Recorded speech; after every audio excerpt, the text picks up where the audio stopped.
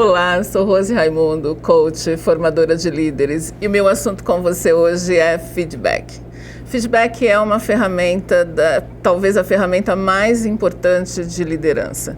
E, infelizmente, muito mal utilizada pelos gestores de forma geral. E quando eu falo de forma geral, é de forma geral mesmo. Mais de 80% dos gestores não usam adequadamente, não sabem como usar. E pior, acham que sabem.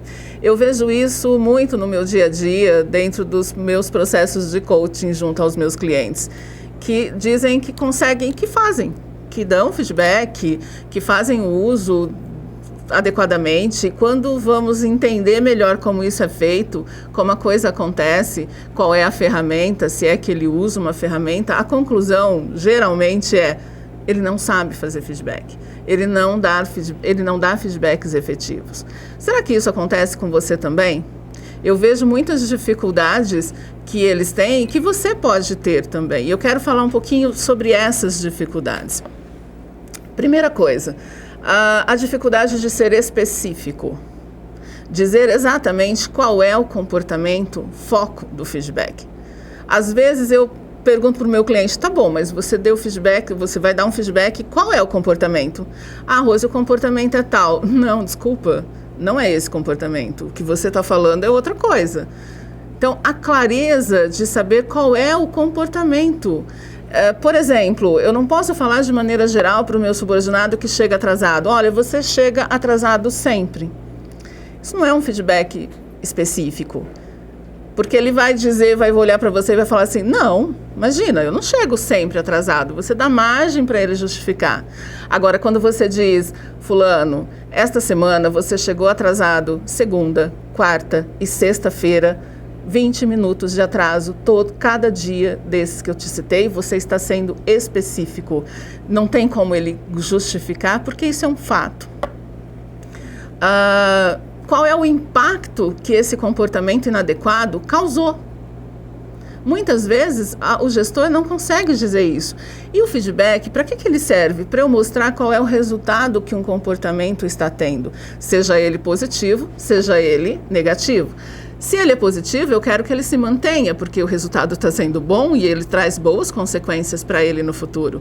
Se o resultado é negativo, o impacto foi ruim, caso ele se mantenha nesse comportamento, as consequências para ele, para a empresa, para a equipe serão ruins.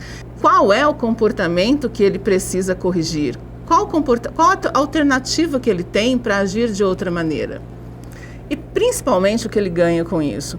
Então, são alguns cuidados que o gestor não tem. Ele não se planeja para dar um feedback, ele não se preocupa em ser específico, ele não se preocupa em fazer isso.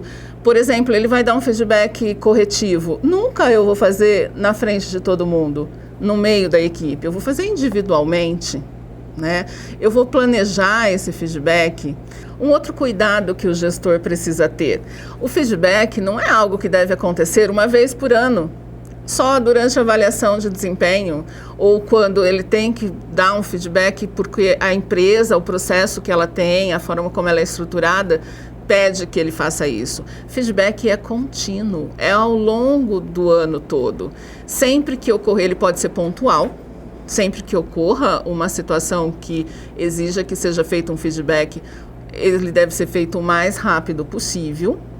E o feedback de desempenho, que periodicamente você vai sentar com o seu liderado e vai mostrar para ele o que ele está fazendo que está legal, que precisa continuar, e quais são os pontos que precisam ser corrigidos. Mas qual é o ideal? Que toda conversa de feedback, porque na verdade o feedback é um diálogo de mão dupla, né? Não é só você que fala, não é um monólogo onde só o líder fala, mas é um diálogo.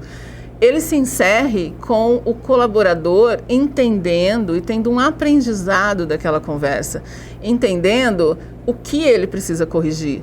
E mais que isso, se comprometendo com você de quais serão as ações que ele tomará para corrigir aquele comportamento. Mais ainda, você como gestor combinará com ele, acordará com ele qual é o apoio que você vai dar na mudança que ele vai implementar deste comportamento. Você é um corresponsável junto com ele dessa mudança. Por isso o feedback é tão importante.